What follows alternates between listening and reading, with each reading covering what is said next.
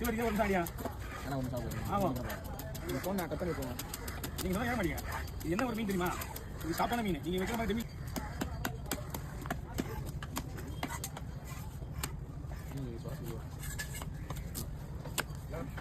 என்ன அப்படியா? ஒன்று செல்லு அரிசி பண்ணணும்ல, செல்லு அரிசி பண்ண வரேன். எல்லாரும் சாப்பிட முடியாது. ஒன்றும் பிரச்சனை கிடையாது. பிரச்சனை பாரு.